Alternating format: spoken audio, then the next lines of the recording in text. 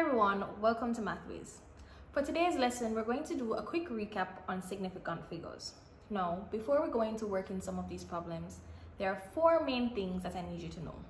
The first is that you're going to start counting from left to right. So when they ask you to find 3 significant figures or 2 significant figures, you do not count from right to left, but rather you count from left to right. Second is that you're going to start counting from the first non-zero digit. The third is that zeros in between numbers or non-zero numbers would count as significant. Now this is one of the more tricky rules, but don't worry, once we work some questions, I'm sure it will become clear. And finally, most students confuse rounding to decimal places and rounding to significant figures. So we're going to do an example which makes that distinction very clear. So let's get into it. For today's first question, I'll be using a question taken from the CXC website, and you can check for the link in the description below if it is that you would like access to these questions. So the question states round 2,747 to 3 significant figures.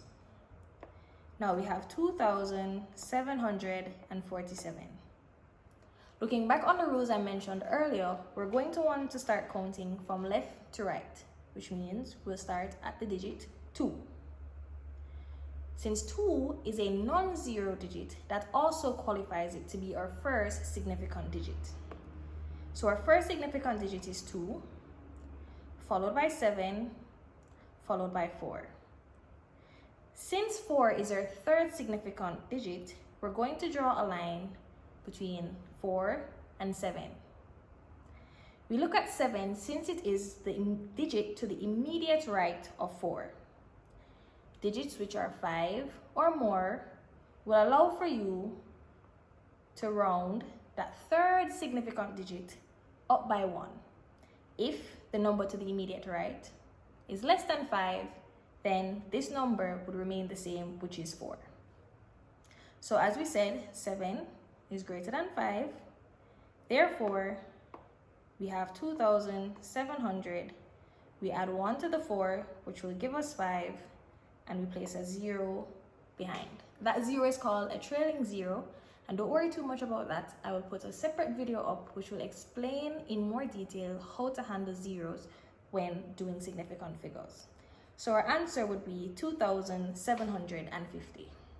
For the second question that we'll be looking at, we will look at rounding 2,041 to 3 significant figures. Now, we have 2,041. We start counting from left to right, and as well, we start counting from the digit 2 since it is our first non-zero digit. So our first significant figure is 2. The second would be 0. The third would be 4. So the third rule that I mentioned at the start, which was that zeros in between are significant. So this 0, which is in between 2 and 4, is significant. I then draw a line between 4 and 1. Since the digit to the immediate right of 4, which is our third significant digit, is less than 5, I will not be adding 1 to 4. So we have 2, 0, and the 4 remains because, as I said before, the digit to the immediate right is less than 5. We then follow by putting a 0 in the place behind. Again, these trailing zeros can be a little tricky, but don't worry, we'll do some more questions in videos to come. So the answer would be 2,040. For our third question, we'll be looking at the difference between rounding to decimal places and significant figures. So for our question, we will take 0.005437. If we were to round it to 3 decimal places,